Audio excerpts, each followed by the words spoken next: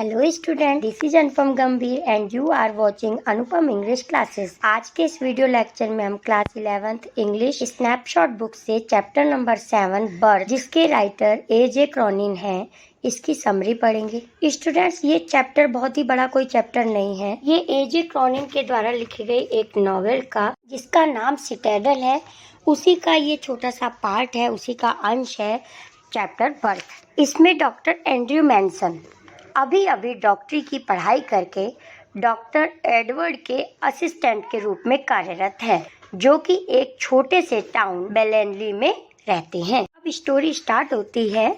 अभी जो बताया था कि डॉक्टर एंड्रयू, जिन्होंने अभी अभी अपना पढ़ाई कंप्लीट करी है, तो वे अपना काम क्लिनिक से खत्म करके ब्रैंड ग्रोवर अब यानी कि अपने घर वापस आ रहे थे और रात के 12 बज रहे थे।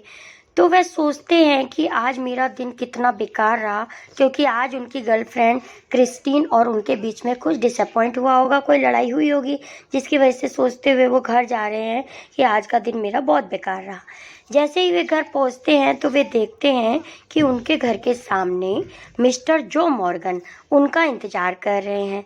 डॉक्टर एंड्रयू के कुछ पूछने से पहले ही जो कहते हैं कि मैं आपको कुछ बता नहीं सकता कि मुझे आपको देखकर कितनी खुशी हुई। मैं पिछले 1 आवर से आपका इंतज़ार कर रहा था।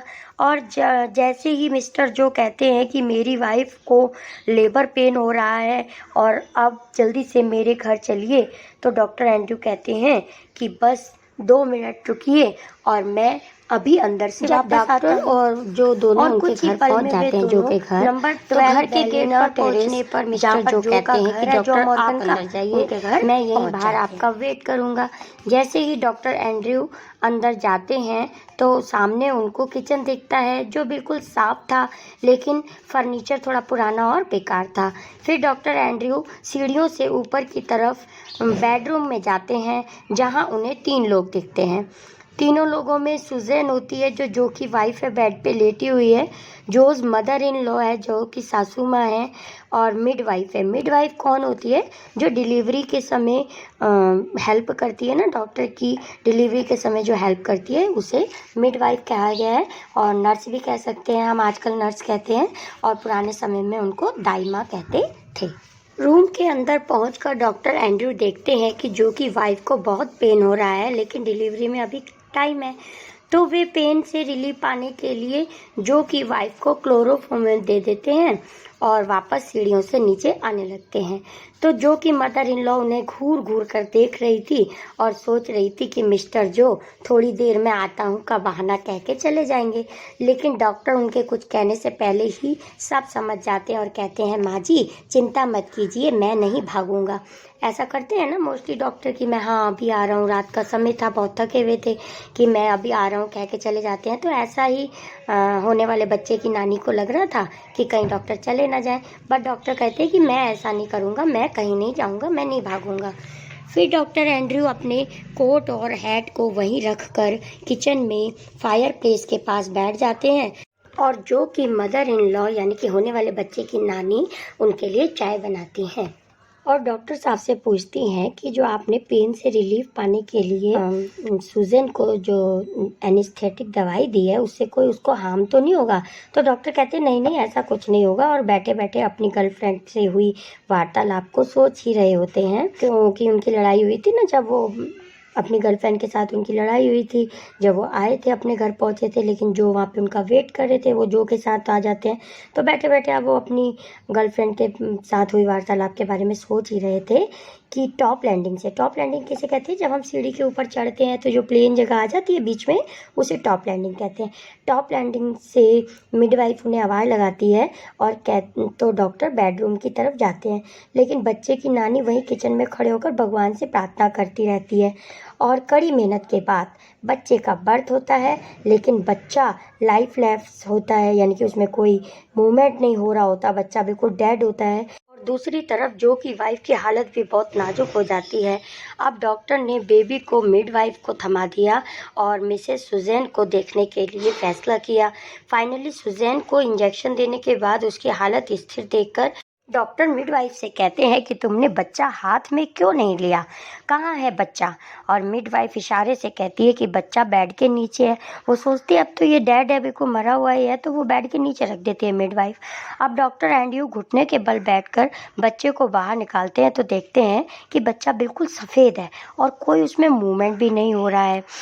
तो वे फ़ौरन समझ जाते हैं कि बच्चे को एस्फिक्सिया है, अर्थात उसकी ये हालत घुटन की वजह से हुई है। डॉक्टर फ़ौरन मिडवाइफ से कोल्ड वाटर, हॉट वाटर और बेसिन्स लाने को कहते हैं।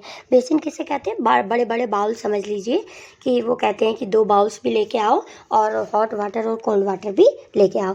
अब डॉक्टर अपनी स्लीव्स को फोल्ड करते हैं और बच्चे को पहले ठंडे पानी और फिर गर्म पानी अर्थात सहन करने लोग इतना होगा ना, जितना बियरेबल होगा, जिसको हम सहन कर सकते हैं, उतने गर्म पानी में, फिर ठंडे पानी और फिर गर्म पानी में डालते हैं।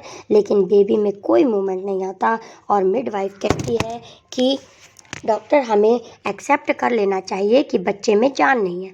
और डॉक्टर भी 15 मिनट तक एफर्ट करने के बाद अपने को निष्फल समझने लगते हैं, लेकिन वे रुकते नहीं और अपना एफर्ट जारी रखते हैं। वो सोचते हैं कि नहीं, किसी भी तरह करके इस बच्चे को मुझे जीवित करना ही होगा।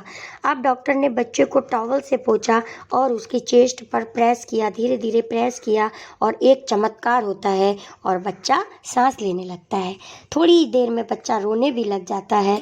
अब डॉक्टर बहुत ज़्यादा थक चुके थे और मिडवाइफ से कहते हैं कि मैं अपना सामान बाद में ले लूँगा, और मेन गेट से बाहर निकलते हैं तो वे जो से मिलकर उन्हें खुशखबरी देते हैं। अब सुबह के 5 बज चुके थे और डॉक्टर एंड्रयू अपने घर की तरफ निकल पड़ते हैं और अब रास्ते में सोचते हुए जाते हैं कि आज मैंने अपनी ज़िंदगी का सबसे बड़ा काम कर दिया है। यहीं पे हमारा चैप्टर एंड हो जाता है। Hello student, this is Anupam Gambhir and you are watching Anupam English classes. आज के इस वीडियो लेक्चर में हम class 11th English snapshot book से चैप्टर नंबर 7 बर्थ, जिसके राइटर एजे क्रॉनिन है, उसकी वर्ड मीनिंग पढ़ेंगे। स्टूडेंट्स, ये जो बर्थ चैप्टर है, इसके टाइटल से ही पता चलता है कि किसी चाइल्ड बर्थ के बारे में ये स्टोरी है। और ये बहुत ही बड़ा कोई चैप्टर नहीं है, ये एजे क्रॉनिन के द्वारा लिखी गई नॉवेल सिटाडेल का एक छोटा सा पार्ट है। बहुत ही प्यारा चैप्टर है, हैप्पी एंडिंग भी है चैप्टर की। एक्सप्लेनेशन लाइन बाय लाइन समझने से पहले वर्ड मीनिंग समझनी होगी चैप्टर की। तो चलिए स्टार्ट करते हैं वर्ड मीनिंग। पेज नंबर 65, एक्सअप्ट की मीनिंग है पोर्शन यानी कि अंश। तो ये सिटाडेल एक नॉवल है जिसका ये एक्सअप्ट है यानी कि इसका एक अंश है। Next word is disappointed, making one feel upset यानी कि निराशाजनक। बर्ली, बिग, लार्ज या स्ट्रॉन्ग, हैवी, भारी, भरकम कहते हैं जिसे, it is called burly. Next, abruptly, suddenly यानी कि अचानक से।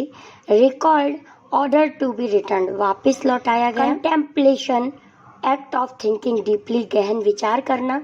Next word is perceptive, to see things quickly, चेतना यानी कि। लिस्टलेस की मीनिंग है having no energy.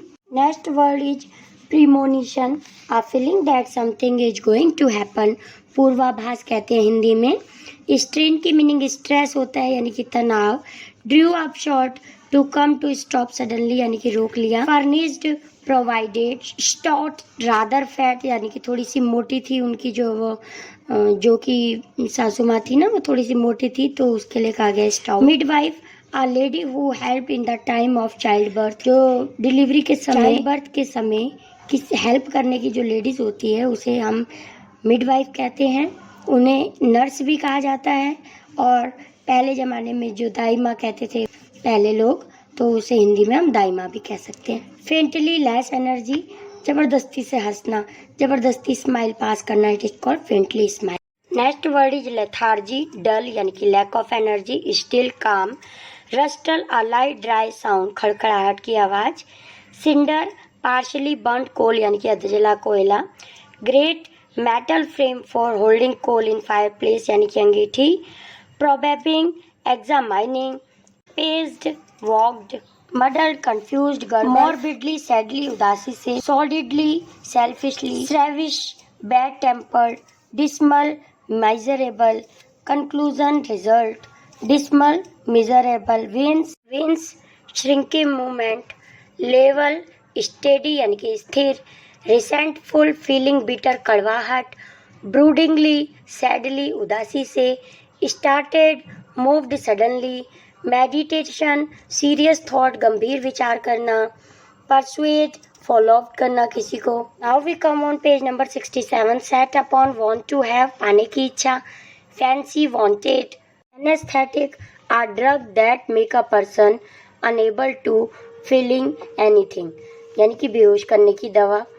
Collected himself, self control, perceived, noticed यानी कि देखा, elapsed, passed, harsh, very hard. Next word is streaks, long thin marks, strayed, moved away, blind, covering for a window यानी कि पर्दा, still, काम, quite यानी कि चुपचाप, एक्सर्शंस, एफर्ट्स, प्रयत्न कर। Next word is resuscitate, make somebody start breathing again, किसी को सांस लेने योग्य बनाना। Obligation, duty, desperate, hopeless, dilemma, confusion, instinctively, natural reaction, collapsed, fallen down, unconscious, बेहोश पड़ी हुई। Ether, a medicine for unconscious. Haste, excessive speed, ebbing, decreasing यानी कि घटती हुई। एम्पल, आ स्मॉल कंटेनर, शीशी कहते हैं जिसे। हाइपोडर्मिक सिरिंज किसे कहते हैं? A long thin needle that is use to give somebody injection under their skin, injection लगाने की सुई, it is called hypodermic syringe. Unsparingly, unkindly, flaccid, lifeless and weak, feverish, quick, जल्दी जल्दी। गेस्टर, मूवमेंट विद हैंड, इशारे से बताना। Sodden, soaked. Next word is limp, hobble या lifeless. Next word is tallow, waxy material. Slashed, cut. Texture, the way a surface feels. Tender, delicate, soft या नाजुक। Next, lolled, hang loosely. Now we come on page number 68. Haggard, looking very tired. Frown, worried, expression. Asphyxia, unable to breathe. Next word is asphyxia, unable to breathe. Pallida, lack of oxygen. Faltered, hesitate. Pallid, pale. Ever, a large. Frantically, quickly. Splashed, made to full noisily. Crazy, mad, पागल सा. Pantingly, तेज तेज सांस ले. Slack, not strict यानी कि ढीला. Next word is stark, complete या total. Consternation, feeling of surprise. Longing, strong desire, कामना या इच्छा। Futile, pointless, fear. Next, dashed, ended, draggled, dirty और wet. Mess, dirty. Stumbling, losing balance. Sopping, wet through, पूरा गीला हो जाना। Next word is whimpered, made a series of low, stillborn, born dead, heed, pay attention, persisted, continued, evolved in vain, all efforts were used. Now we come on page number 69, miracle, wonder, pygmy, very small, convulsive, uncontrollable, heave, produce a sigh, आहा लेना, आहट भरना, सांस लेना, अंदर को खींचना कहते हैं ना, it is called heave. Giddy, weak, unavailing, useless, निष्फल हो जाना। Next word is string, effort, exquisite, very fine, mucus, thick liquid, iridescent, showing many colour, balanced, pale, exquisitely, strongly felt. Word is hysterically, uncontrolled way, impelled, fixed, huddled, holding close together, सिमटा हुआ यानी कि।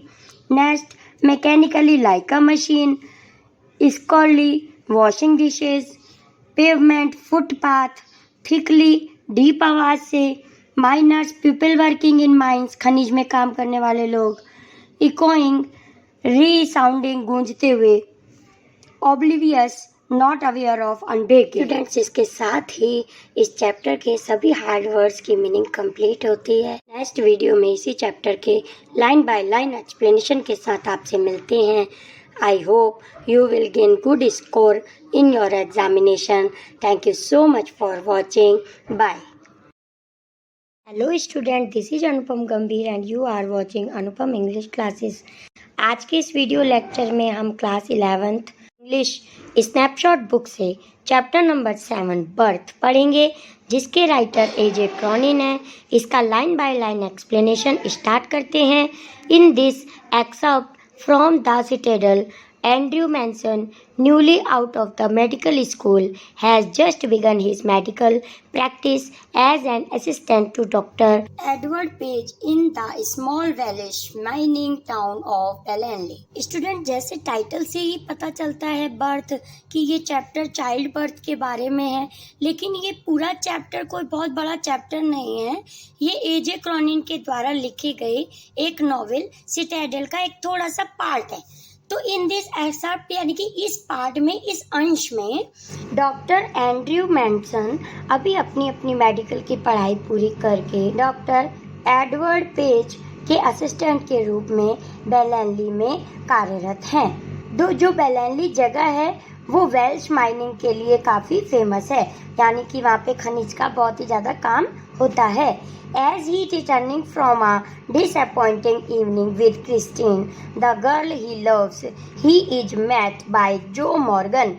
तो जैसे ही doctor Andrew Manson अपनी clinic से वापस अपने घर के लिए आ रहे थे, एक तो वो अपनी इवनिंग से बहुत ही डिसअपॉइंट थे, निराश थे। क्यों थे? क्योंकि जिनसे वो प्यार करते थे अपनी गर्लफ्रेंड से, आज उनके साथ कोई उनका डिसअपॉइंटेड हुआ था, कोई उनके बीच में लड़ाई हुई थी क्रिस्टीन के साथ। तो इसी से वो बहुत ही ज़्यादा परेशान थे। और जैसे ही वो घर पहुंचते हैं तो उनको जो मॉर्गन मिलते हैं। जो and his wife who have been married nearly 20 years are accepting their first child. तो जो मॉर्गन है, जो और उनकी वाइफ की शादी को 20 साल हो गए हैं और पहला चाइल्ड उनका अभी होने वाला है, एक्सेप्ट कर रहे हैं। ये चैप्टर का थोड़ा सा इंट्रोडक्शन था, तो चलिए स्टार्ट करते हैं चैप्टर। स्टूडेंट्स, इस चैप्टर की समरी और वर्ड मीनिंग भी पहले ही इन चैनल में दे दी गई है। अगर आपने नहीं पढ़ी है तो डिस्क्रिप्शन में लिंक है, जिसको प्रेस करके आप इस चैप्टर के समरी और वर्ड मीनिंग को प्राप्त कर सकते हैं। इसके अलावा भी क्लास 11th का सभी चैप्टर का सिलेबस गिवन है, तो आप प्राप्त कर सकते हैं। तो चलिए स्टार्ट करते हैं। Through it was nearly midnight when Andrew reached Brangover, he found Joe Morgan waiting for him, walking up and down with short steps between the closed surgery and the entrance to the house. तो जब रात के 12 बजे doctor Andrew अपने घर पे पहुंचते हैं ब्रैनगोवर में, जहाँ वो रहते थे, तो वह देखते हैं कि जो मॉर्गन है वो उनका इंतज़ार कर रहे हैं। और कैसे इंतज़ार कर रहे हैं? वहाँ पे थोड़ी सी सीढ़ियाँ हैं जिससे वो ऊपर नीचे जा रहे हैं, और सीढ़ियों के दोनों तरफ क्या है? बीच में सीढ़ियाँ हैं, बीच में सीढ़ियाँ हैं, और एक साइड उसका सर्जरी यानी कि जहाँ पे डॉक्टर साहब चेक करते होंगे पेशेंट को, वो है, रूम है, और दूसरी तरफ एंट्रेंस गेट है घर का। तो बीच में सीढ़ियाँ हैं, वहाँ से कभी ऊपर जा रहे हैं जो मॉर्गन और कभी नीचे आ रहे हैं। जाहिर सी बात है, रात के 12 बजे हैं और उनकी वाइफ जो है प्रॉब्लम में है, जिससे वो डॉक्टर को लेने आए हैं और वहाँ इंतजार करते हुए बहुत ही परेशान हो रहे हैं, सीढ़ियों से ऊपर नीचे हो रहे हैं जो Morgan. At the sight of him the burly drillers face expressed relief. तो जैसे ही ड्रिलर किसे कहा गया? जो मॉर्गन को, वो ड्रिलिंग का काम करते होंगे तो इसीलिए उनको ड्रिलर कहा गया है। तो जैसे ही वे उनको डॉक्टर को देखते हैं तो वो उनको देख के बहुत ही रिलीफ महसूस करते हैं। Doctor, I am glad to see you. और कहते हैं, ओ डॉक्टर, मैं आपको देख के बहुत खुश हुआ। I been back and forward here this last hour. मैं पिछले 1 घंटे से आपका इंतजार कर रहा था। The missus wants you before time too. तो यहाँ मिसेस किसे कहा गया? उनकी जो वाइफ है, वो कह रहे हैं कि जो मेरी वाइफ है वो टाइम से पहले ही प्रेग्नेंट है इस समय वो, और टाइम से पहले ही उनको प्रॉब्लम स्टार्ट हो गई है। Andrew abruptly recalled from the contemplation of his own affairs, told Morgan to wait. तो वो डॉक्टर जो एंड्रयू होते हैं वो कहते हैं, आप मेरा ये इंतज़ार करिए, मैं अंदर से होके वापस आता हूँ।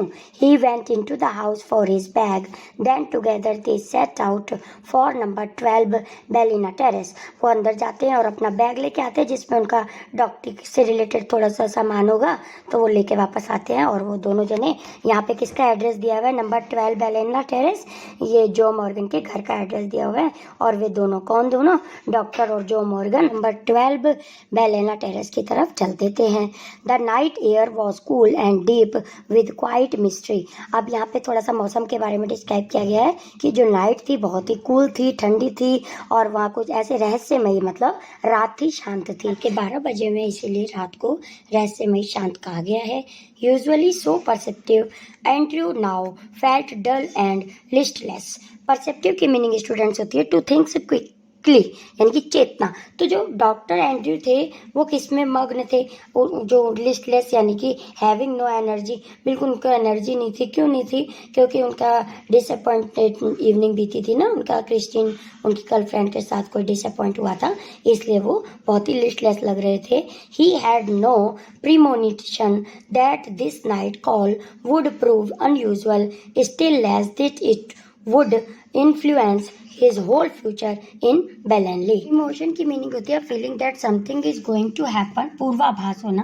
तो यहाँ पर वो दोनों जा रहे हैं और डॉक्टर एंड्रयू कुछ भी ऐसा नहीं सोच रहे हैं पॉजिटिव या निगेटिव कि क्या होगा, लेकिन वो सोच रहे हैं कि ये जो मेरे फ्यूचर का बहुत ही टर्निंग पॉइंट होगा, क्योंकि ये समय से पहले उनकी डिलीवरी बस होने वाली है। जो मॉर्गन की वाइफ की डिलीवरी जो होने वाली है वो बेलेनली में उनका फ्यूचर क्रिएट करेगा, क्योंकि अभी अभी वो डॉक्टरी करी है उन्होंने, अभी अभी सीखे हैं, तो उनको ये बहुत ही अच्छा अवसर मिला है।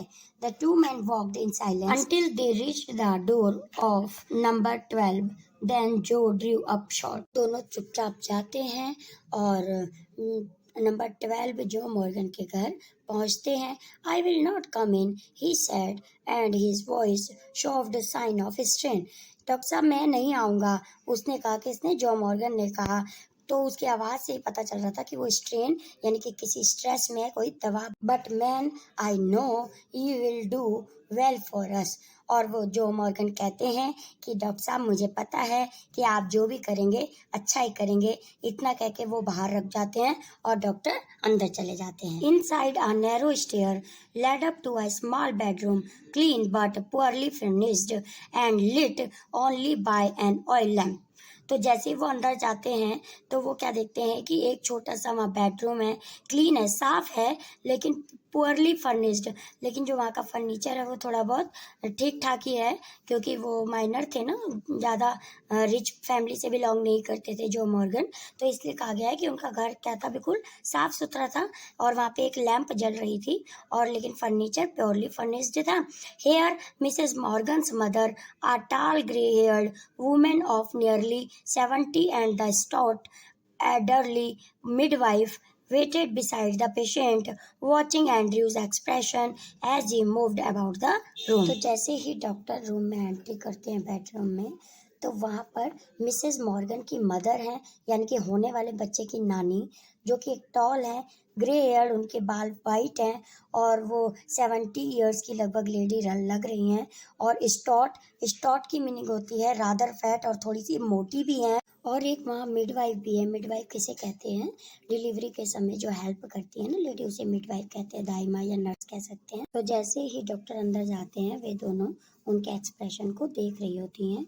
Let me make you a cup of T, doctor back said the former quickly after a few moment.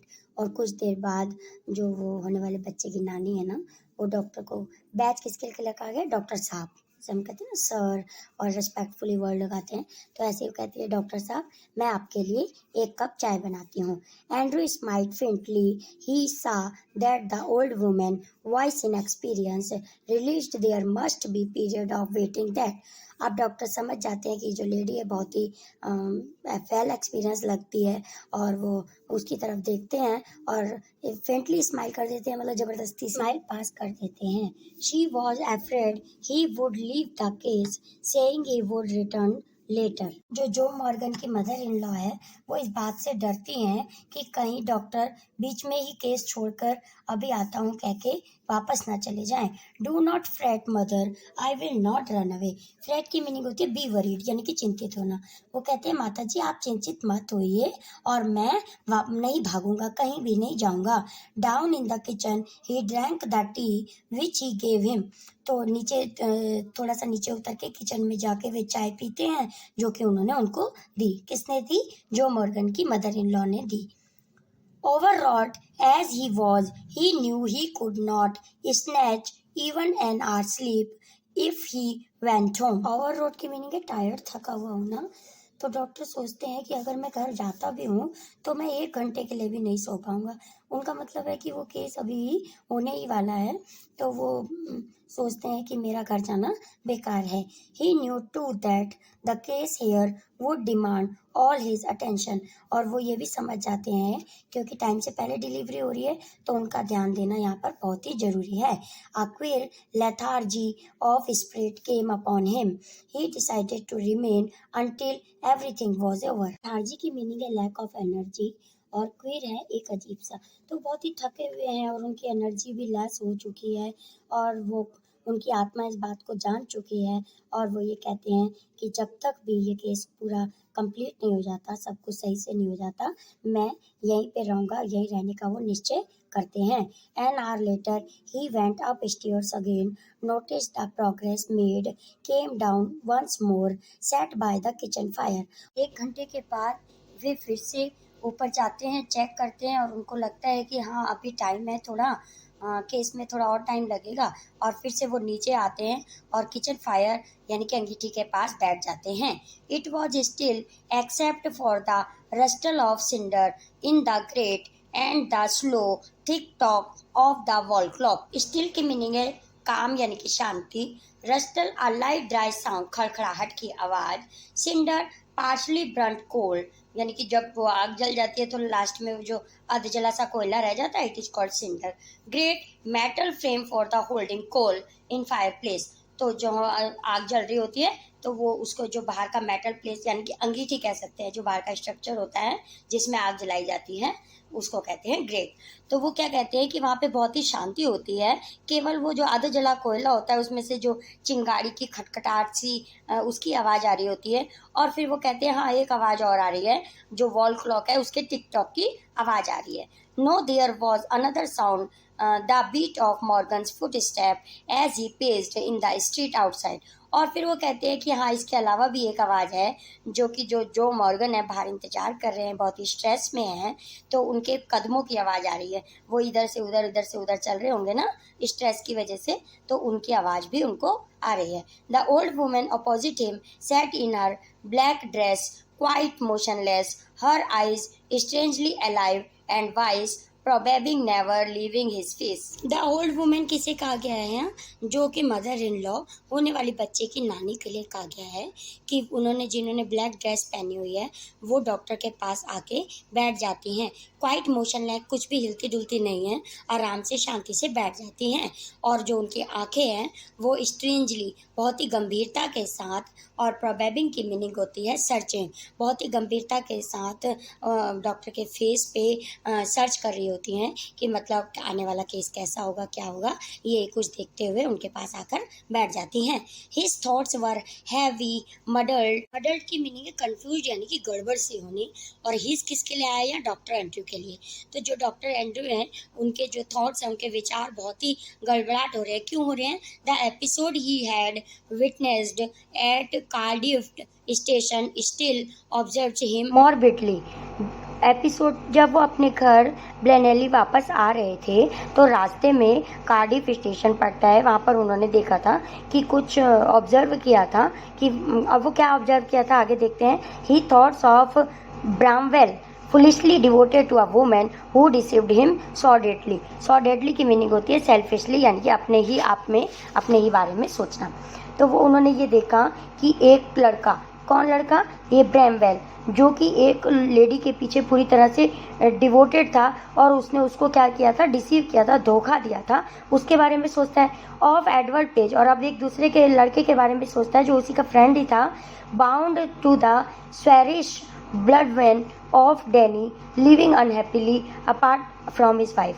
अब वो उसके बारे में सोच रहा है, एडवर्ड पेज जो उनके फ्रेंड ही है, और उसके बारे में सोचता है कि वो कैसे अपनी वाइफ से लड़ाई होने के बाद अलग रह रहा है, कैसे डिसअपॉइंट है। His reasons told him that all this marriages were dismal failure. Dismal की मीनिंग होती है मिजरेबल यानी कि दुख भरी, और ये सारी बातें देखकर वो अपने आप में सोच रहे हैं कि ये जो मैरिजेज हैं, शादी हैं, वो किस प्रकार से फेलियर साबित हो जाती हैं। It was a conclusion which in his present state made him wince. अब विंस की मीनिंग होती है श्राइकिंग मूवमेंट। तो इन सब बातों से वो श्राइकिंग मूवमेंट में आ जाते हैं, मतलब थोड़ा सा कंपन के स्टेज पे आते हैं और ये सारी बातें सोचते हैं। निष्कर्ष क्या निकालते हैं? He wish to consider marriage as a idyllic state. Idyllic की मीनिंग होती है peaceful. Yes he could not otherwise consider it with the image of Christine before him. अब वो सारी बातें देखते हैं, कंफ्यूज भी होते हैं और वो ये कहते हैं और कंक्लूजन क्या निकालते हैं कि उनकी क्रिस्टीन के साथ मैरिज पीसफुली साबित होगी, यानी कि वो सही साबित होंगे। Her eye shining towards him admitted no other conclusion. और वो कहते हैं कि जैसे जब वो मुझे देखती है, यानी कि क्रिस्टीन जब उनको देखती है तो उसकी आंखें कितनी शाइन करती हैं और वो इसी कंक्लूजन पे पहुंचते हैं और वो कहते हैं कि हाँ मैं तो क्रिस्टीन के साथ ही अपना फ्यूचर बिताऊंगा, यानी कि अपना फ्यूचर वो किसके आगे देखते हैं? क्रिस्टीन के आगे ही अपना फ्यूचर देखते हैं। It was conflict between his level, doubting mind and his overflowing heart, which left his resentful and confused. Resentful की मीनिंग होती है फीलिंग बिटर। तो उनके हार्ट और माइंड, यानी कि दिल और दिमाग दोनों में कन्फ्यूज़न चल रहा होता है। कन्फ्यूजिंग ये हो रही होती है कि जो दिल तो होता है, दिल में तो क्रिस्टीन है और माइंड में वो सारी बातें हैं जो उन्होंने वहाँ आते समय कार्डिफ स्टेशन पे देखी थी, उसी बारे में सोचकर उनके दिल और दिमाग में कन्फ्यूज़न होता है, यानी कि कॉन्फ्लिक्ट, लड़ाई होती है। He let his chin sink upon his chest, stretched out his legs, stared broodingly into the fire. ब्रूडिंगली की मीनिंग होती है सैडली, यानी कि उदासी थे। अब वो उदासी से सारी बातें सोचते हैं और अपनी लेग्स को स्ट्रेच करते हैं, फैलाते हैं और अपनी चिन को अपने चेस्ट के साथ लगा के बैठते हैं। He remained like this so long and his thoughts were so filled with Christine that he started when the old woman opposite suddenly addressed him। और इसी प्रकार बहुत ही लंबे समय तक क्रिस्टीन के बारे में सोचते रहते हैं, बिल्कुल भी मूव नहीं करते। और मूव कब करते हैं? जब वह लेडी ओल्ड वुमेन किसके लिए आया है? सुजन की मॉम के लिए, मिस्टर जो मदर इन लॉ के लिए आया है, कि जब वो उनको अचानक से एड्रेस करती है, यानी कि उनको बुलाती है। Her meditation had persuade a different course का मतलब है भिन्न विचार। अब वहाँ पे दो लोग होते हैं, एक तो डॉक्टर होते हैं, एक सुजन की मदर होती है। तो दोनों के बीच में विभिन्न विचार चल रहे हैं, अलग अलग विचार चल रहे हैं, क्योंकि डॉक्टर के माइंड में तो क्रिस्टीन के बारे में सारे विचार चल रहे हैं और जो उसकी मदर है वो अपने बेटी के बारे में सोच रही है कि केस कैसा होगा, सब कुछ ठीक ठाक होगा। तो ये दोनों डिफरेंट कोर्स चल रहे होते हैं उन दोनों के माइंड में। सुजन said not to give her the chloroform if it would harm the baby। कि वो एड्रेस करती है डॉक्टर को और क्या कहती है कि सुजन कह रही है कि अगर क्लोरोफॉर्म से कोई हार्म होगा बेबी को तो वो उसको ना दें। She is awful set upon this child doctor back. Set upon की मीनिंग है वांट टू हैव, पाने की इच्छा करना। और वो ये भी कहती हैं डॉक्टर साहब कि वो उसकी ऑफुल इच्छा है, यानी कि वो इस बेबी को हर हाल में चाहती है। और वो ये कह रही है, इसीलिए वो कह रही है कि क्लोरोफॉर्म यानी कि बेहोशी करने की दवा से अगर बेबी को कोई हार्म होगा तो उसको ये दवा ना दी जाए। Her old eyes warmed at sudden thoughts. बहुत ही गंभीरता के साथ सोचते हुए वो ये सब बातें कहती है। She added in a low tone a we all are I fancy की मीनिंग होती है वांटेड। और वो ये भी कहती है कि डॉक्टर हम सब, वी ऑल यानी कि हम सब इस बच्चे को चाहते हैं, हर हाल में ठीक ठाक हेल्थी चाहते हैं। ही collected himself with an effort. Collected मतलब अपने आप को सेल्फ कंट्रोल में लाते हैं, क्योंकि वो जो डॉक्टर साहब होते हैं वो क्रिस्टीन की बातों में और वो कार्डिफ स्टेशन पे जो भी बातें हुई रहती हैं उनके बारे में सोच रहे होते हैं, तो अपने आप को वो कंट्रोल में लाते हैं।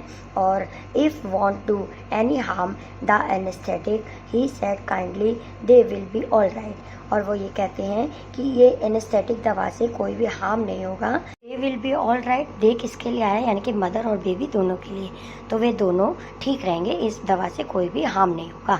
Hair the nurse voice was here calling him from the top landing. Top landing किसे कहते हैं? जब हम सीढ़ियों से ऊपर की तरफ चढ़ते हैं तो बीच में प्लेन जगह आती है, उसके बाद फिर से स्टेयर्स होती हैं, तो टॉप लैंडिंग वहाँ से कहा गया। तो वहाँ से नर्स की आवाज़ आती है। Andrew glanced at the clock which now showed 3:30। Glanced का मतलब होता है लुक्ड, यानी कि डॉक्टर एंड्रयू ने घड़ी की तरफ देखा और जिसमें 3:30 बज रहे थे। He rose and went up to the bedroom. और वह राइज की सेकंड फॉर्म है रोज, तो वह जल्दी से उठे और बेडरूम की तरफ गए। He perceived that he might now begin his work. Perceived की मीनिंग होती है नोटिस्ड यानी कि देखा। अब उन्होंने ये नोटिस किया कि अब मुझे अपना काम स्टार्ट कर देना चाहिए। इससे ये पता चलता है कि अब डिलीवरी का टाइम हो गया है। An hour elapsed, it was a long harsh struggle. Elapsed की मीनिंग होती है पास्ड यानी कि बीतने के बाद। तो 1 घंटे के बहुत ही हार्श स्ट्रगल, हार्श का मतलब होता है वेरी हार्ड, तो कठिन मेहनत करने के बाद 1 घंटे के बाद then as the first streaks of dawn strayed past the broken edge of blind the child was born lifeless. अब क्या हुआ, 1 घंटे की कड़ी मेहनत करने के बाद उषा काल, डाउन का मतलब होता है उषा काल के समय यानी कि सवेरा हो गया, तो उसके पहली किरण आई। पहली किरण कहाँ से आई, जो कर्टेन के ऊपर वो जो जगह होती है विंडो सी होती है जहाँ से लाइट पास होती है, तो वहाँ से पहली ही लाइट के साथ, पहली ही उषा की किरण के साथ वो बेबी पैदा हुआ। बट कैसा था वो, लाइफलेस यानी कि उसमें कोई भी जान नहीं थी, कोई मूवमेंट नहीं था और बेबी डेड पैदा हुआ। As he gazed at still from a shiver of horror passed over Andrew. और जैसे ही उनने बच्चे को देखा, स्टिल, स्टिल की मीनिंग होती है काम और चुपचाप, जैसे स्थिर बच्चे को देखा, वो शिविर मीन्स कांप उठे, तो स्टिल स्थिर बच्चे को देखकर वे एकदम कांप उठे। After all that he had promised, क्योंकि उन्होंने सबके साथ प्रॉमिस किया था। His face heated with his own excursion, excursion मतलब प्रयत्न करने के बाद, चिल्ड सडनली, तो इतना प्रयत्न करने के बाद भी वो कैसे पढ़ते गए, एकदम ठंडे से पढ़ते गए, क्योंकि उन्होंने सबको प्रॉमिस कर रखा था कि सब कुछ ठीक ठाक होगा। बच्चे की नानी को भी प्रॉमिस किया था, उन्होंने सबसे कहा था हाँ सब कुछ ठीक ठाक होगा, आप चिंता मत करिए। He hesitated torn between her despair to attempt to resuscitate the child and his obligation towards the mother. Resuscitate की मीनिंग होती है make somebody start beating again, किसी को सांस लेने योग्य बनाना दोबारा से।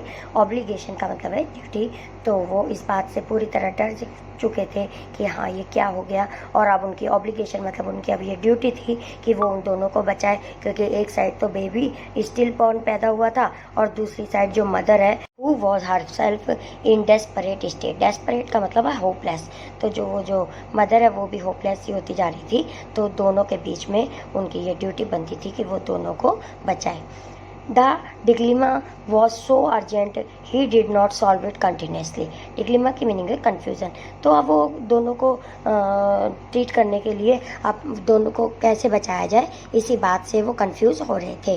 Blindly instinctively he gave the child to the nurse and turned his attention to Susan Morgan who now lay collapsed, almost pulseless and not yet out of her ether upon her side।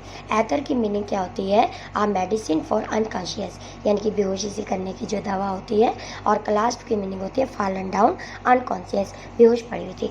तो अब उन्होंने क्या किया, जल्दी से उन्होंने यही decide किया कि पहले सूजन को ट्रीट किया जाए। अब उन्होंने बेबी को, नर्स को पकड़ा दिया और सूजन को एक एथर दिया, अनकॉन्शियस करने की दवा दी। His haste was desperate, a frantic race against her ebbing strength. Haste की मीनिंग होती है एक्सेसिव स्पीड मतलब बहुत ही तेजी के साथ, फ्रेंटिक डन क्विकली, ईबिंग मतलब डिक्रीजिंग घटती हुई। अब उनकी जो स्ट्रेंथ थी डॉक्टर साहब की वो भी घटती जा रही थी, और फ्रेंटिक यानी कि उन्होंने बहुत जल्दी से कार्य किया। क्या किया, it took him only an instant to smash a glass ampoule and inject the medicine. अब उन्होंने, एम्पुल किसे कहते हैं, एक दवा की शीशी, ए स्मॉल कंटेनर यानी कि शीशी, तो उसमें से दवाई ली और जल्दी से शीघ्रता से सुजैन को दी। Then he flung down the hypodermic syringe and worked unsparingly to rescue the flaccid women.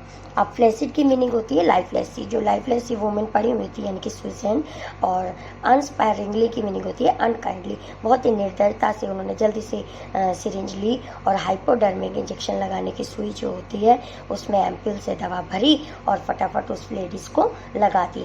Unkindly लगाई मतलब बहुत ही निर्दयता से, बहुत ही जल्दी के साथ लगा दी। After a few minutes he feverish effort her heart strengthened, he saw that he might safely leave her.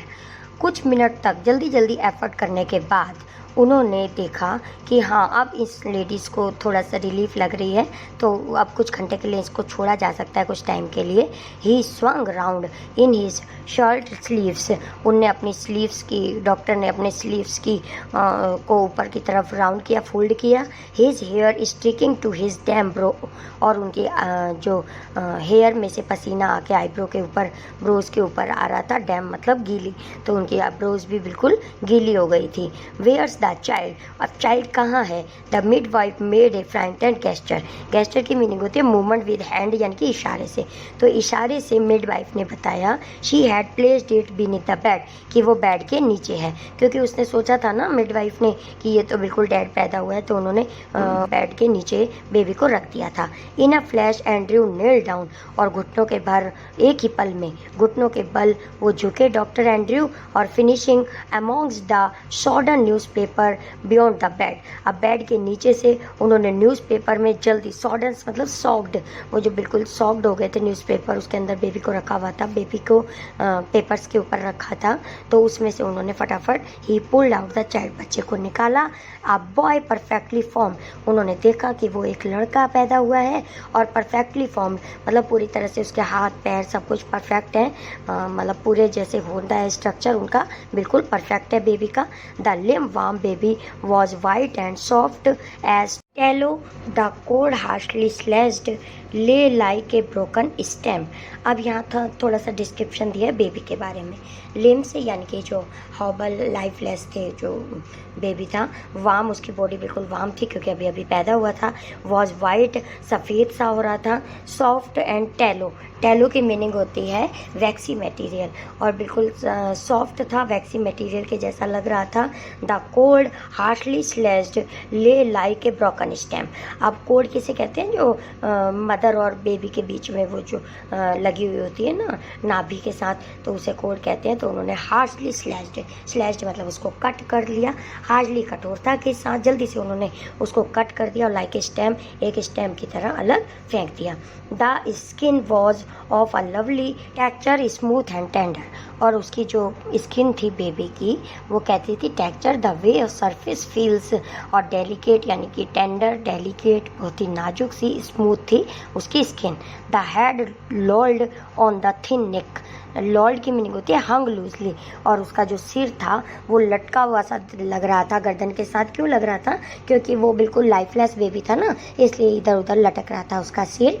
The limbs seemed boneless, और उसके जो लिम्स थे, हाथ पैर थे, वो बिना हड्डियों के से फील हो रहे थे। Still kneeled, Andrew started at the child with a haggard frown.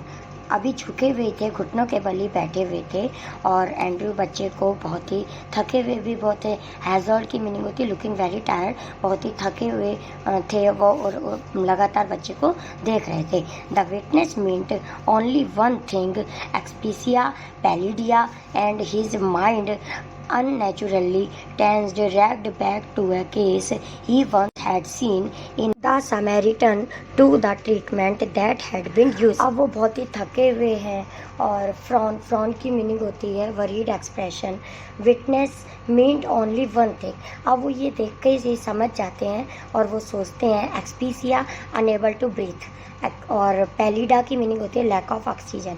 ये सब देख के वो समझते हैं कि या तो ये क्योंकि बच्चा मरा हुआ नहीं है, सब कुछ तो फिक्स है, उसका स्ट्रक्चर पूरा कंप्लीट है, और वो सोचते हैं कि कहीं ये लैक ऑफ ऑक्सीजन पैलिडिया तो नहीं है जो जिसमें ऑक्सीजन की कमी होती है, और एक्सपीसिया यानी कि जिसमें सांस लेने में प्रॉब्लम होती है, और उसके माइंड में ये सब कुछ चल रहा होता है डॉक्टर के, और वो अननेचुरली टेंस्ड होते हैं, और वो उस केस को ध्यान में लाते हैं जो उन्होंने एक बार सैमारिटेनियन में ये केस देखा था ट्रीटमेंट के दौरान, जो पहले भी उन्होंने किया था। Instantly he was on his feet, और वो अपने फीट पे ही झुके रहते हैं। Get me hot water and cold water, अब मुझे थोड़ा सा गर्म पानी और ठंडा पानी ला कर दो। He threw out to the nurse, वो नर्स को ये बात बोलते हैं। And basins two, quick quick, जल्दी जाओ और 2 बेसिन्स भी मंगाते, बेसिन्स भी लेकर आना, ऐसे कहते हैं नर्स को। बट डॉक्टर शी फेल्टर्ड, फेल्टर्ड की मीनिंग होती है हेजिटेट। वो लड़खड़ाती हुई कहती है अरे डॉक्टर, क्योंकि उसको लगता है ना बेबी तो मरा हुआ है। Her eyes on the pallid body of the child, और पैलिड की मीनिंग होती है पेल, और वो सोचती है कि बेबी तो बिल्कुल ही डेड है। तो डॉक्टर कहती है क्विक, शी शाउटेड, और वो चिल्लाते हैं कि जल्दी करो। Snatching a blanket, he laid the child upon it and began the special method of respiration. अब डॉक्टर ने एक स्पेशल मेथड लगाया जो रेस्पिरेशन यानी कि सांस दिलाने के लिए यूज किया जाता है। एक ब्लैंकेट निकाला, उसके ऊपर बच्चे को लिटा दिया। The basins arrived the ईवर the big iron cattle. अब वो ईवर किसे कहते हैं? लार्ज जग को।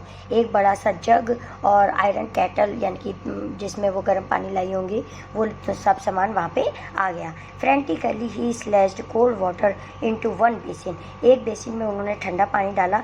Into the other he mixed water as hot as he hand could bear, और दूसरे बेसिन में इतना गर्म पानी डाला जितना कि उसके हैंड, डॉक्टर के हैंड उसको बियर यानी कि सहन कर पाए, मतलब गुनगुना पानी होगा।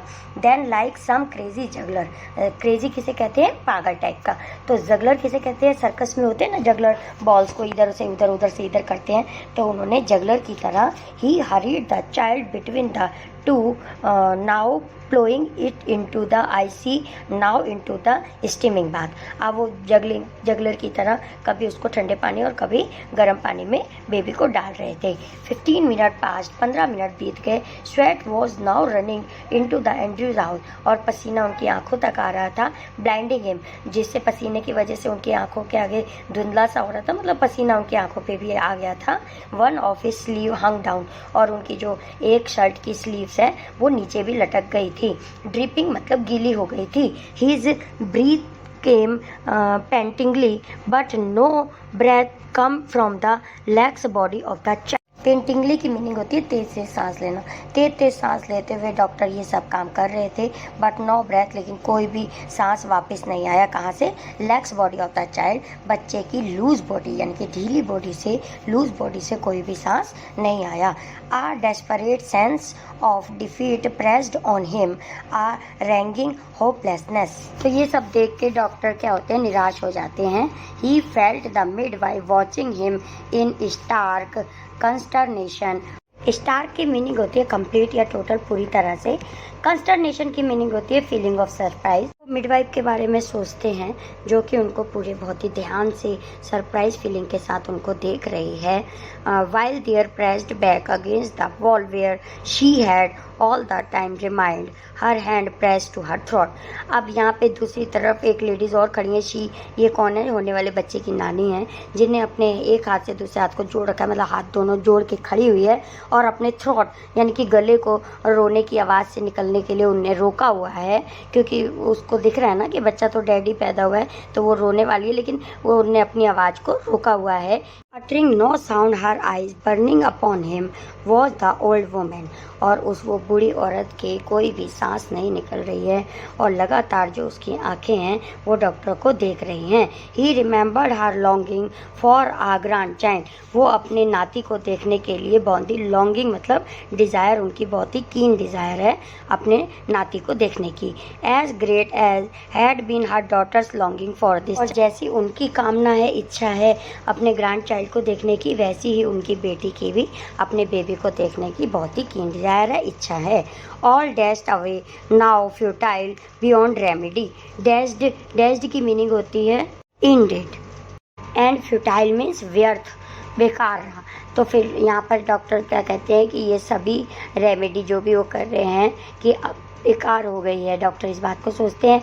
The floor was now draggled mess, stumbling over a stopping towel. Andrew almost drop the child which was now wet and slippery in his hand like a strange white fish। अब जो रूम है, अब room के बारे में थोड़ा सा बता रहे हैं। ड्रैगल की मीनिंग होती है डर्टी और वेट, मैस मतलब डर्टी, और स्टम्बलिंग की मीनिंग होती है लूजिंग बैलेंस। अब जो रूम के बारे में बता रहे हैं कि रूम बिल्कुल ही गीला और मैसी डर्टी सा हो गया है, और जो बेबी है विच वॉज नॉ वेट, वो भी पूरी तरह से गीला, क्योंकि उसको गीले ठंडे पानी और गर्म पानी में डाला जा रहा था, जिसकी वजह से वो स्लिपरी इन हिज हैंड, उनके हाथ से लगभग फिसल रहा है, लगभग फिसलने की जैसा हो रहा है। और ऐसा हो रहा है जैसे कि एक फ़िश होती है, फ़िश बिल्कुल स्लिपरी होती है ना, तो उस फिश की तुलनाएं बेबी के साथ की गई है और बताया गया है कि जैसे फ़िश स्लिपरी होती है वैसे ही बेबी भी उनके हाथों से स्लिपरी हो रहा है, डॉक्टर के हाथों से। और mercy sake doctor whimper the midwife कहती हैं कि डॉक्टर भगवान के लिए, उनको तो लग रहा है ना कि अब चाइल्ड तो मरा हुआ है, तो भगवान के लिए इसको ऐसे, इट इज़ स्टिल बॉर्न, कि वो डेड है, अब इसको छोड़ दीजिए। Andrew did not heed her, heed मतलब उसके ऊपर अटेंशन, पे नो अटेंशन, उन पर कोई भी ध्यान नहीं देते। Beaten despairing having laboured in vain for half an hour, और आधे घंटे तक अपना प्रयास जारी रखते हैं। In one last effort rubbing the child with a rough towel, crushing and releasing the child chest with the both of his hands, trying to get breath into that limb's body। अब वो क्या करते हैं doctor, अपना जो प्रयास है वो जारी रखते हैं, और persisted की मीनिंग होती है कंटिन्यूड, वही जारी रखते हैं अपना प्रयास, एफर्ट जारी रखते हैं, और उसको एक रफ टावल से बेबी की बॉडी को मलते हैं, एंड अपने दोनों हाथों से बेबी की चेस्ट को प्रेस करते हैं, हल्का हल्का दबाते हैं, और ट्राइंग नो ब्रेथ, लेकिन उसमें बेबी में कोई भी सांस नहीं आता। And then as by a miracle the pigmy chest which his hands enclosed gave a short conclusive heave, another and another, Andrew turned giddy. Miracle का मतलब होता है वंडर। अब कोई मिरेकल होता है, पिग्मी वेरी स्मॉल, और कन्वल्सिव की मीनिंग होती है अनकंट्रोलेबल, हीव की मीनिंग होती है प्रोड्यूस आ साई, गिडी का मतलब वीक, अनवेलिंग की मीनिंग होती है यूजलेस, यानी कि निष्फल हो जाना। अब इतना प्रयास कर रहे थे वो, जब टावल मल रहे थे उनकी चेस्ट पर, बेबी की चेस्ट पर डॉक्टर, तो क्या होता है, एक छोटी सी सांस लेता है बेबी, हल्की सी करके सांस लेते हैं ना, ऐसी उसने सांस ली बेबी ने, और अनदर एंड अनदर, उसके बाद और सांस ली और सांस ली। एंड्रयू टर्न गिडी, गिडी मतलब वीक हो गए, और डॉक्टर क्या हो गए, बिल्कुल ही वीक हो गए। The sense of life springing beneath his finger after all that unavailing striving was so exquisite it almost made him faint, और लगभग वो पूरी तरह से फेंट हो चुके थे डॉक्टर। ही रीडबल्ड हिज एफर्ट फ्रीवसली, और बीमार ही जैसे, मतलब जैसे फीवर हो जाता है ना, इस प्रकार से डॉक्टर हो गए थे, लेकिन उसने अपने एफर्ट को रीडबल्ड मतलब दुगना कर दिया एफर्ट लगाना, क्योंकि बच्चे में हल्की सी सांस आ गई थी ना। The child was gasping now deeper and deeper, अब वो गहरी गहरी सांस लेने लग गया बच्चा, जिस प्रकार से बच्चे सांस लेते हैं अब वो वैसे ही सांस लेने लग गया। A bubble of mucus came from one tiny nostril, a joyful iridescent bubble. अब क्या हुआ, जब वो गहरी गहरी सांस लेने लगा, उसके बाद भी उन्होंने अपना एफर्ट डॉक्टर ने जारी रखा, तो उसके छोटे से नॉस्ट्रिल में से एक म्यूकस का मतलब होता है thick liquid, bubbles, thick liquid, एक नोजी सी उसकी बाहर आ गई। इरिडिसेंट की मीनिंग होती है शोइंग मैनी कलर्स, और वो बहुत ही से कलर से शो कर रहा था क्या, bubble. The limbs were no longer boneless, अब जो वो हड्डियां भी हैं वो भी बोनलेस नहीं दिख रही थी। The head no longer lay back spinelessly, और जो उसका सिर है वो भी स्पिनलेसली नहीं लग रहा था। The balanced skin was slowly turning pink, और जो उसकी बॉडी है, बेबी की स्किन है, वो भी हल्की सी पिंकिश सी नज़र आ रही थी, क्योंकि पहले तो बिल्कुल पेल दिख रही थी, येलो दिख रही थी, लेकिन अब पिंकिश सी नज़र आ रही थी। Then executively came the child cry, अब बच्चे ने एकदम से बहुत ही तेज़ी से रोना स्टार्ट कर दिया। Dear Father in heaven, the nurse sobbed hysterically, it's came alive. और हे भगवान बहुत ही अच्छा हुआ, नर्स कहती है हिस्टेरिकली का मतलब होता है अनकंट्रोल वे में, नर्स कहती है हे भगवान बहुत ही अच्छा हुआ, इट्स कम अलाइव, और ये बच्चा जिंदा हो गया। Andrew handed her the child, doctor Andrew nurse को बेबी हैंड ओवर करते हैं। He felt weak and dazed, doctor Andrew weak और डेज्ड मतलब उनको चक्कर से आ रहे थे, ऐसा फील कर रहे थे।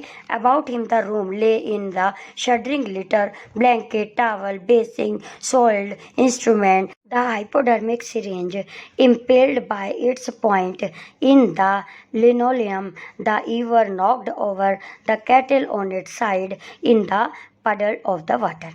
अब डॉक्टर क्या है, ये सारी चीज़ें देख के हाइड्रोडर्मिक सिरिंज है, ब्लैंकेट है, पानी, सब कुछ गिरा बिखरा हुआ सा देख के बहुत ही शौक से हो जाते हैं, हिल टाइप के जाते हैं कि हाय रे कितना गंदा रूम हो रहा है. Upon the huddled bed, huddled bed का होता है जो सिमट जाता है बेड ना, छोटा बड़ा हो जाता है, तो उस पर mother still dreamed her way quietly through the anaesthetic. अब उसको बेहोशी की दवा दे रखी थी ना, तो हल्की से वो बेहोशी टाइप में ही है, और जो की वाइफ है और वो हडल बेड पे लेटी हुई है. The old women still stood against the wall, और अभी तक वह बूढ़ी महिला जो बच्चे की नानी दीवार के साथ चिपक के अभी भी खड़ी हैं. But her hands were together, और हाथ जोड़े हुए खड़ी हैं. हर lips moved without sound, she was praying. उनके लिप से कोई आवाज़ नहीं निकल रही है और वो कंटिन्यूसली प्रेइंग कर रही हैं. मैकेनिकली एंड्रयू रंग out his sleeve, pulled on his jacket. Mechanically मतलब एक मशीन की तरह, लाइक अ मशीन, एक मशीन की तरह एंड्रयू उठे और अपनी स्लीव्स को नीचे किया और जैकेट उठाई. I will fetch my bag later nurse, और नर्स से बोले, मिडवाइफ से, कि मैं अपना बैग बाद में ले लूँगा. He went downstairs through the kitchen into the scullery. अब वो स्कलरी किसे कहते हैं, जहाँ पे वॉशिंग एरिया, किचन के बर्तन वगैरह धोने की थोड़ी सी जगह बनी रहती है, डस्टबिन वगैरह रखते हैं, तो वहाँ सीढ़ियों से नीचे उतर के स्कलरी में गए. His lips were dry, और उनके होठ जो है पूरी तरह सूख चुके थे. At the scullery he took a long drink of water. एक बड़ा सा गिलास उन्होंने पानी का पिया. He reached for his hat and coat, और अपना हैट और कोट देखा. Outside he found Joe standing on the pavement with the tense expectant face. अब जब वो बाहर निकले तो पेवमेंट यानी कि फुटपाथ पे उन्होंने जो को खड़े हुए देखा, जो कि उनके फेस को देख रहा था और आश्चर्य से देख रहा था कि अब डॉक्टर मुझे कोई अच्छी ही न्यूज़ देंगे. ऑल राइट जो, he said thickly, both all right. अब डॉक्टर कहते हैं कि जो, सब कुछ ठीक है. थिकली, थिकली की मीनिंग होती है डीप आवाज़ से, बहुत ही डीप आवाज़ से वो कहते हैं बोथ ऑल राइट, दोनों ही ठीक है, यानी कि बेबी और मदर दोनों ही ठीक हैं. इट वॉज क्वाइट लाइट, अब थोड़ी थोड़ी रोशनी भी हो गई थी. नियरली 5 o'clock, 5 बज चुके थे. A few miners were already in the streets, कुछ माइनर्स स्ट्रीट्स पर आ गए थे. The first of the night shift moving out, मतलब पहली शिफ्ट ख़त्म करके, नाइट वाली शिफ्ट ख़त्म करके कुछ माइनर्स स्ट्रीट यानी कि गली में आ गए थे, क्योंकि 5 बज चुके थे. As Andrew walked with them, spend and slow, his footfalls echoing with the others under the morning sky, he kept thinking blindly.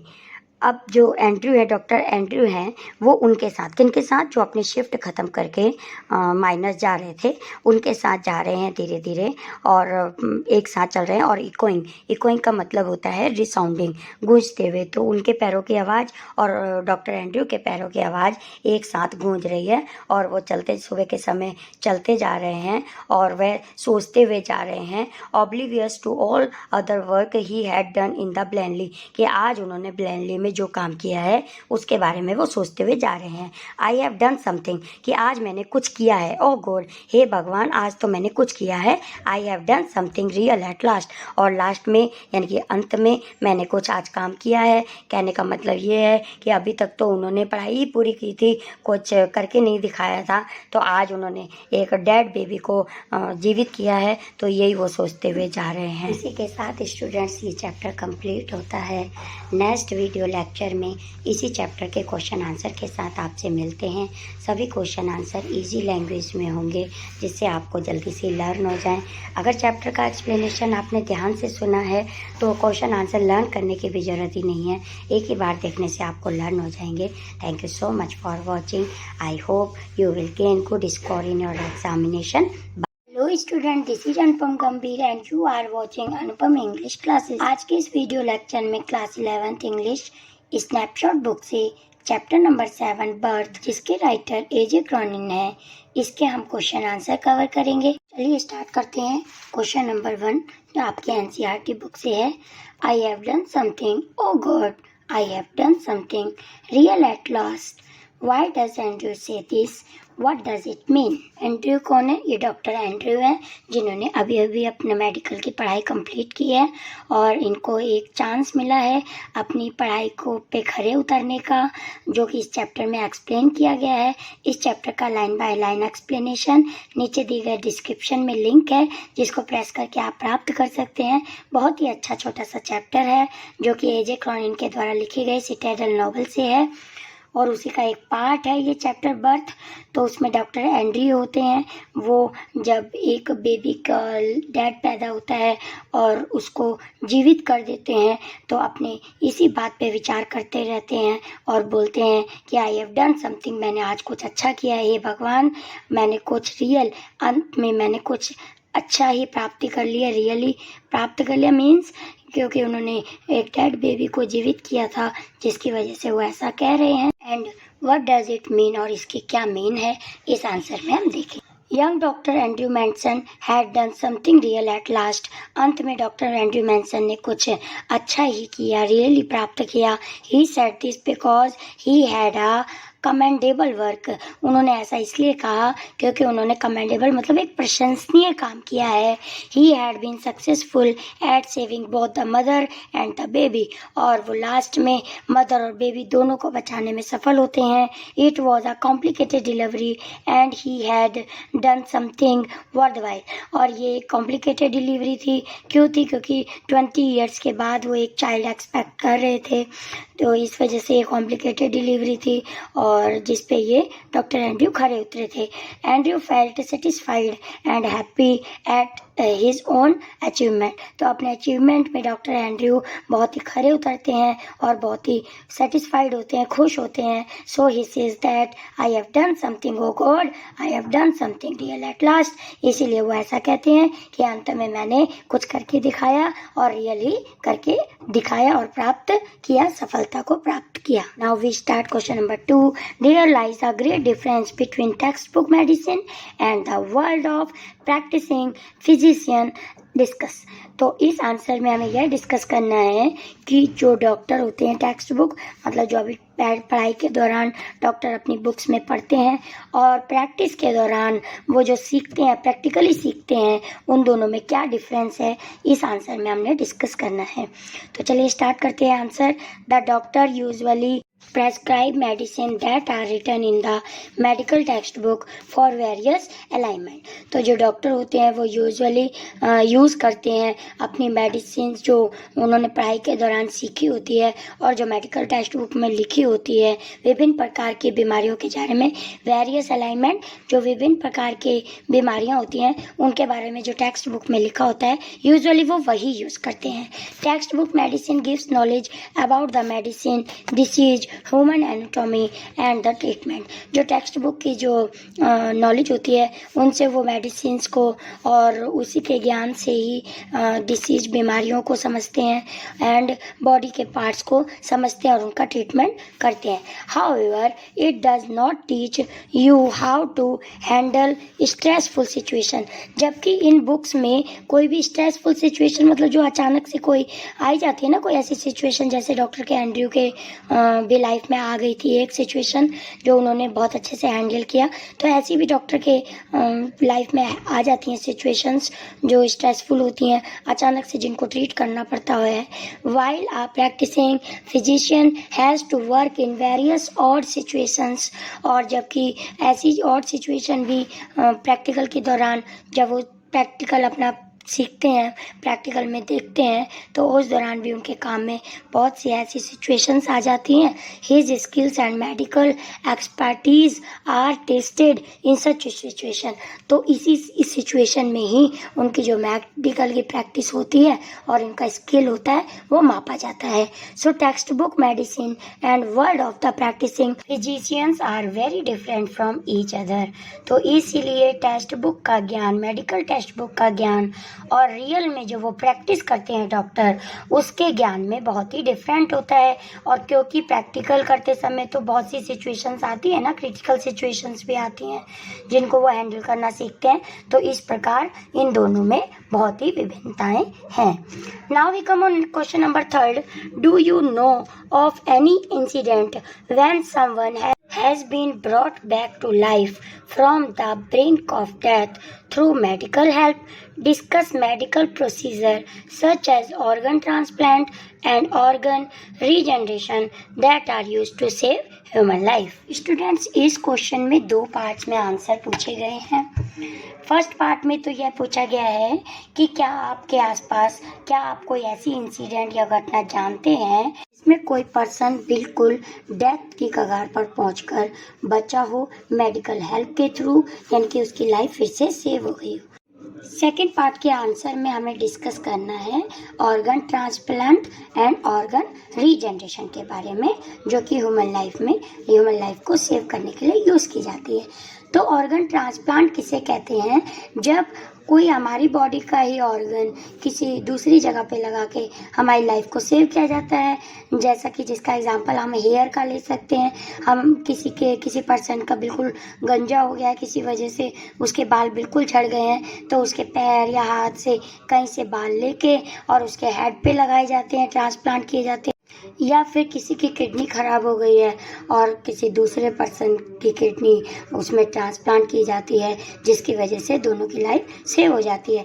Next है ऑर्गन रीजनरेशन। ऑर्गन रीजनरेशन वो होता है जब ह्यूमन बॉडी के ऑर्गन का कुछ अंश, कुछ पार्ट खराब हो गया है और उसको मेडिकल ट्रीटमेंट से हटा दिया जाता है और ट्रीटमेंट के दौरान ऐसी मेडिसिन देके उसको फिर से रिकवर कर दिया जाता है, या किसी दूसरे पर्सन से लेकर उस पार्ट को उसमें ट्रांसप्लांट किया जाता है, थोड़े से पार्ट को, और उनको जिस पर्सन से लिया जाता है उसको भी मेडिकल के थ्रू ठीक कर दिया जाता है, फिर से वो अपनी क्लियर शेप में आ जाता है, और जिसमें ट्रांसप्लांट किया जाता है वो भी मेडिकल के थ्रू ठीक हो जाता है, उसकी भी लाइफ सेफ हो जाती है। तो ये होता है ऑर्गन रीजनरेशन। तो इसी के बारे में डिस्कस करना है इस आंसर में। तो पहले तो फर्स्ट क्वेश्चन को डिस्कस करते हैं। Yes, I know an incident that there was a heart patient case in my village. Students, ये इंसिडेंट आपका या किसी का अलग अलग भी हो सकता है, लेकिन यहाँ जो मैंने देखा है तो हमारे गांव में एक ऐसा पर्सन था, हार्ट पेशेंट था, जिसकी सिचुएशन बहुत ही क्रिटिकल हो गई थी। The patient was on the brick of death. बिल्कुल वो डेथ की कगार पे आ गया था। Timely medical help saved his life, लेकिन टाइम से मेडिकल के थ्रू उसकी जान बचा ली गई। जैसे कहते हैं ना कि भगवान के बाद जो दूसरा भगवान माना गया है वो डॉक्टर ही है, तो डॉक्टर ने ऐसा काम किया जिसकी वजह से उसकी लाइफ फिर से बच गई। जबकि सब कह रहे थे नहीं, बचना मुश्किल है, उसका बचना मुश्किल है, लेकिन फिर भी आजकल के मेडिकल ट्रीटमेंट ने, डॉक्टरों की हेल्प से उसको बचा लिया गया। He underwent a heart surgery and now he is fit. वो उसकी एक हार्ट सर्जरी भी की गई और जो कि अब बिल्कुल ठीक है। अब हम क्वेश्चन के दूसरे पार्ट पे चलते हैं, जिसमें हमें ऑर्गन ट्रांसप्लांट और ऑर्गन रीजनरेशन के बारे में डिस्कस करना है। तो medical procedures like organ transplant and organ regeneration are very beneficial for the people। तो जो आजकल के लाइफ में लोगों के लिए ऑर्गन ट्रांसप्लांट और ऑर्गन रीजनरेशन बहुत ही ज़्यादा यूज़फुल है, क्योंकि इससे किसी पर्सन की लाइफ बच जाती है। Many people donate their organ so that this can be help to others. तो कई लोग होते हैं जो अपनी डेथ से पहले अपने ऑर्गन को डोनेट कर देते हैं और कह देते हैं कि हाँ, हमारी मृत्यु के बाद ये ऑर्गन आप ले जा सकते हैं। तो जिन ऑर्गन की वजह से नीडी पर्सन को उसकी हेल्प मिल जाती है। Nowadays people donate various organ like eyes, heart, kidney, liver and these organ transplant to a needy person. तो आजकल के लोगों में डोनेट का भी सिलसिला चल गया है, जिससे वो अपनी आईज, हार्ट, किडनी और लीवर को डोनेट कर देते हैं, जिससे उनकी मृत्यु के बाद यही उनके ऑर्गन नीडी पर्सन को दे दिए जाते हैं और उनकी भी लाइफ सेव कर ली जाती है। तो इतना अच्छा आजकल का मेडिकल हमारा ट्रीटमेंट हो गया है, मेडिकल लाइन इतनी आगे प्रोग्रेस हो गई है, जिसकी वजह से एक डेथ के कगार पे गए हुए पर्सन को भी बचा लिया जाता है। तो यहाँ पे स्टूडेंट सभी आंसर्स कंप्लीट होते हैं। Thank you so much for watching. Next video में इसी चैप्टर के MCQs के साथ आपसे मिलते हैं। बाय। हम class 11th English snapshot book से चैप्टर नंबर 7 बर्थ, जिसके राइटर एजे क्रॉनिन है, इसके एमसीक्यूज कवर करेंगे। चलिए स्टार्ट करते हैं। MCQ number 1, who is the writer of the Birth? Birth chapter के राइटर कौन है? A J Cronin. What is Andrew Manson's profession? Andrew Manson का प्रोफेशन क्या था? वो एक डॉक्टर थे। इस चैप्टर का एक्सप्लेनेशन स्टूडेंट्स और समरी अवेलेबल है, डिस्क्रिप्शन में लिंक है जिसको प्रेस करके आप प्राप्त कर सकते हैं। अगर आप एक्सप्लेनेशन समरी पहले पढ़ लेते हैं तो इन एमसीक्यूज़ के आंसर आपको देने बहुत ही इजीली हो जाएंगे, जिसमें डिटेल बताया गया था कि डॉक्टर मैनसन है जो वो अभी अभी डॉक्टरी की पढ़ाई करके और प्रैक्टिस कर रहे हैं, अंडर सीनियर डॉक्टर के अंडर में प्रैक्टिस कर रहे हैं। तो उनका प्रोफेशन क्या है? वे एक डॉक्टर है। Next question, Andrew Manson started is medical practice. अपनी मेडिकल प्रैक्टिस उन्होंने कहाँ स्टार्टेड कर रखी है, शुरू कर रखी है? In a small Welsh mining town. Who was waiting for Andrew at midnight. जब वो अपने क्लिनिक से वापस आ रहे थे तो रात के आधी रात को यानी कि 12 बजे कौन उनके घर पे इनका वेट कर रहे थे? जो मॉर्गन वेट कर रहे थे। Next question, who was Andrew and assistant of? Andrew, doctor Andrew Manson थे जो वो किसके असिस्टेंट थे? डॉक्टर एडवर्ड पेज के। Who is Christine? क्रिस्टीन कौन थी? डॉक्टर एंड्रयू मैनसन्स गर्लफ्रेंड थे। क्रिस्टीन उनकी उसी दिन लड़ाई हुई थी और वो घर वापस आए थे। उनके घर के बाहर जो मॉर्गन उनका वेट कर रहे थे। What incident of evening does doctor Manson remember? Doctor Manson को कौन सी शाम की याद आ रही थी? Quarrel with his girlfriend Christine. अपनी जो गर्लफ्रेंड के साथ जो उनके डिसअपॉइंट हुआ था इवनिंग में, उसी को इनको याद आ रही थी। Where did Joe Morgan live? Joe Morgan कहाँ रहती थी? नंबर 12 बेलिना टेरेस में। What was Morgan wife suffering from? Morgan की वाइफ को क्या प्रॉब्लम थी? She was going to give birth to a baby. वे एक बेबी को जन्म देने वाली थी, प्रेग्नेंट थी इस समय, इसीलिए जो मॉर्गन डॉक्टर एंड्रयू के घर उनको बुलाने के लिए गए थे। Now we come on question number 10, Joe Morgan wife was expecting her first child after dash years of her marriage. Marriage के कितने साल बाद जो मॉर्गन की वाइफ पहला चाइल्ड एक्सपेक्ट कर रही थी? 20 years. Answer is 20। Next question, how does the author describe the bedroom of Joe's house? जब जो के घर वो गए डॉक्टर साहब तो उन्होंने बेडरूम को कैसे बताया? कैसा था बेडरूम? प्योरली फर्निश्ड था, क्लीन था, बोथ ए एंड बी। तो मतलब वो पूरा साफ था उनका बेडरूम, लेकिन पुअरली फर्निश्ड था, मतलब जो फर्नीचर था वहाँ पे वो थोड़ा सा पुअर था, मतलब थोड़ा सा पुराने टाइप का था। वैसे घर बिल्कुल साफ था। Why is the lesson named birth? Birth इस चैप्टर का नाम क्यों है? Because it is about of a child, क्योंकि चाइल्ड बर्थ के बारे में बताया गया है, इसीलिए इसका नाम बर्थ है। When Andrew approached, Susan was accompanied by her mother and Dash. जब एंड्रयू मैनसन मिस्टर जो के घर आए तो वहाँ सूजन थी, उसकी मदर थी, और साथ में कौन था? मिडवाइफ, और एक मिडवाइफ थी, मतलब 3 लेडीज थी रूम में। सूजन जो कि वाइफ है, बेड पे लेटी हुई हैं, और एक मिडवाइफ थी। मिडवाइफ कौन होती है? जो डिलीवरी के समय हेल्प करती हैं लेडी, वो मिडवाइफ यानी कि नर्स भी कह सकते हैं आजकल। और एक मिडवाइफ थी और एक मिसेस जो की मदर थी, यानी कि होने वाले बच्चे की नानी थी। How has the author describe Mrs Morgan mother? Mrs Morgan को ऑथर ने कैसे डिस्क्राइब किया था? इन हर 70s, लगभग वो 70-80 की एज में थी, वाइट एंड ग्रे हेयर थे। यस, तो both A and B will be the correct answer of this question. Now we come on question number 16. While waiting at Joe's house, what did Andrew think about? जब वो जो के घर में wait कर रहे थे, क्योंकि अभी डिलीवरी में वो उनको चेक करके आ गए थे सूजन को डॉक्टर साहब, और फिर वेट कर रहे थे क्योंकि अभी कुछ थोड़ा सा टाइम था, तो ये किचन के पास वहाँ फायर प्लेस के पास बैठ के वेट कर रहे थे। तो वो किसके बारे में सोच रहे थे doctor Andrew? Failed marriages and Christine. Christine उनकी जो गर्लफ्रेंड है उसके बारे में, और जो मैरिज फेल हो जाती है, मतलब सक्सेस नहीं रहती है, उनके बारे में वो विचार कर रहे थे। Next question, what was name of doctor Andrew girlfriend? Andrew की गर्लफ्रेंड का नेम क्या था? Christine. Next, birth is expert from the book. ये बड़ी सी एक बुक थी जिसका बर्थ चैप्टर एक छोटा सा पार्ट है, अंश है, तो बुक का नाम क्या था? The Citadel. Next question, how long did it take for Andrew's effort to yield result? तो कितनी देर में रिजल्ट आ गया, मतलब बच्चे को कितनी देर उन्होंने और लगाया और बच्चा फिर से सांस लेने लगा, क्योंकि स्टिल बॉर्न बेबी पैदा हुआ था, बच्चा डेड पैदा हुआ था, तो डॉक्टर ने कितनी देर एफर्ट लगाया जिसकी वजह से फिर से बेबी में जान आ गई। तो half an hour is the correct answer of this question. Now we come on question number 20। What made doctor Andrew Manson horrified at the birth of the child? जब चाइल्ड बर्थ हुआ तो वो horrified क्यों हो गए doctor? The child was lifeless, क्योंकि child जो था वो डेड पैदा हुआ था। Who did doctor decide to save the first? तो पहले डॉक्टर ने किसको बचाने के लिए डिसाइड किया था?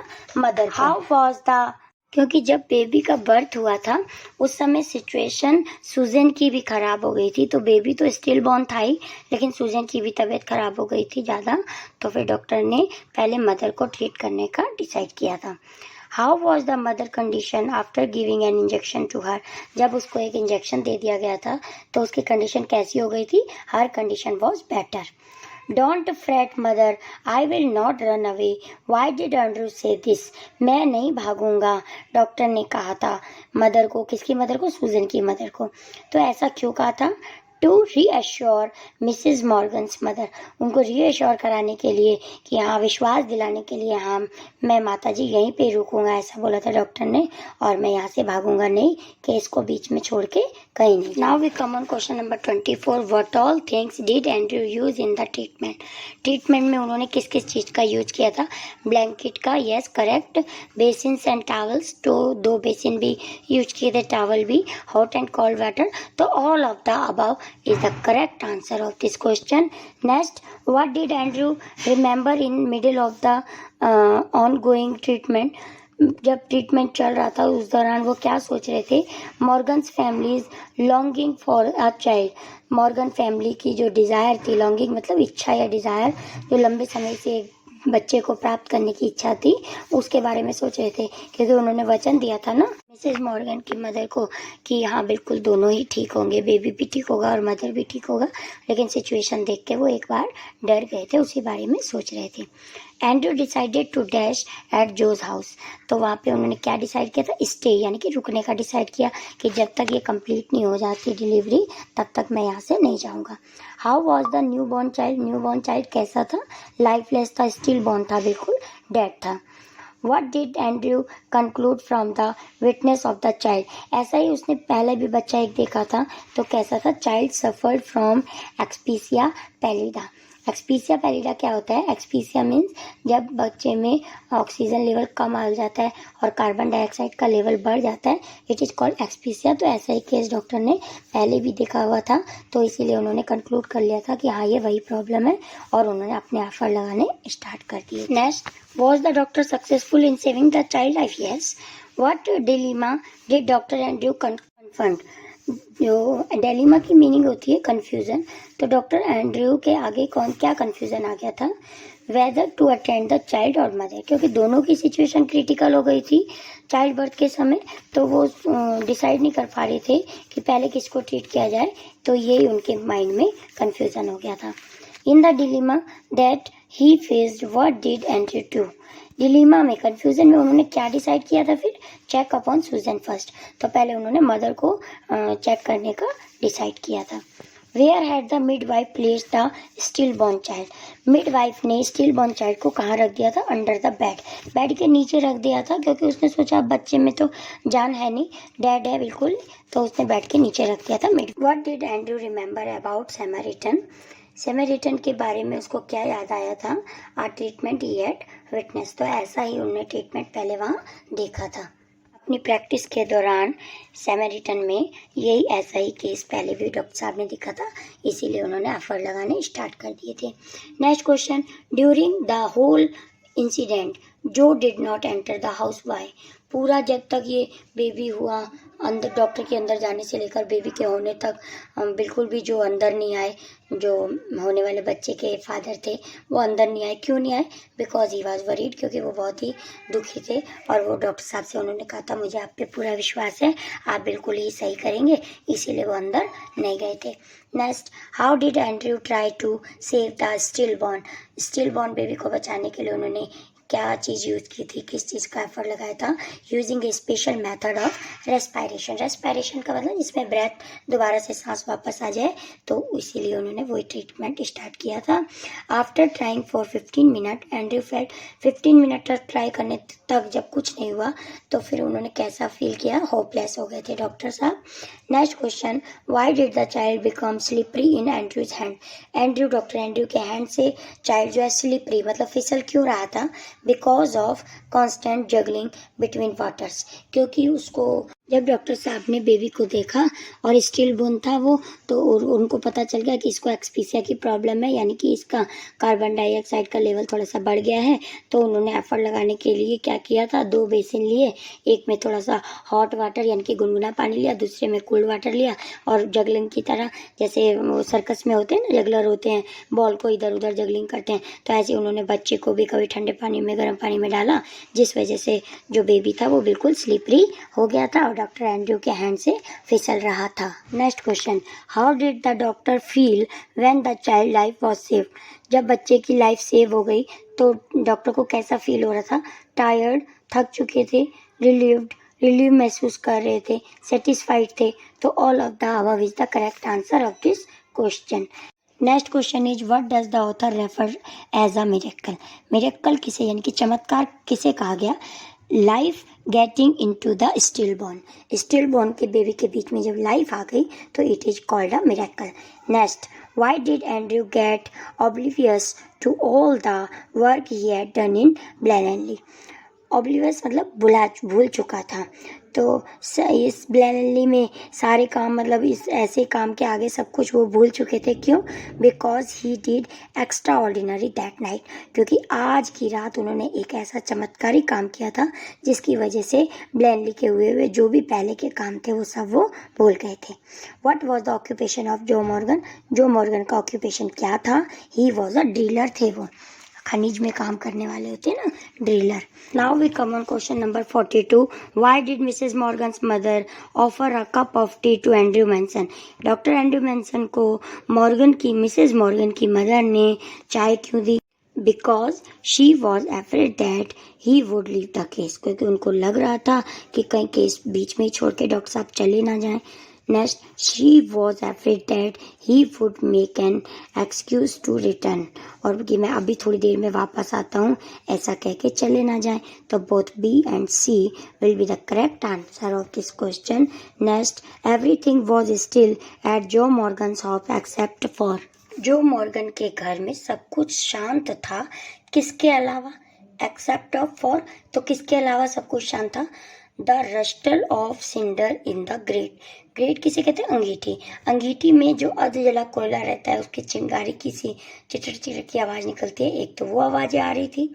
Slow tick tock of wall clock की थोड़ी बहुत आवाज आ रही थी। The beat of Morgan's foot step, और मॉर्गन के इधर उधर चलने की आवाज आ रही थी। स्ट्रेस में थे ना जो मॉर्गन कि उनका बेबी होने वाला है 20 ईयर्स के बाद, तो वो स्ट्रेस में थे, तो एक उनकी आवाज आ रही थी। तो बाकी सब कुछ शांत था, बस ये 3 आवाजें आ रही थी। तो all of these is the correct answer of this question. Now we come on to question number 44, whose marriages were quite failure according to Andrew Manson?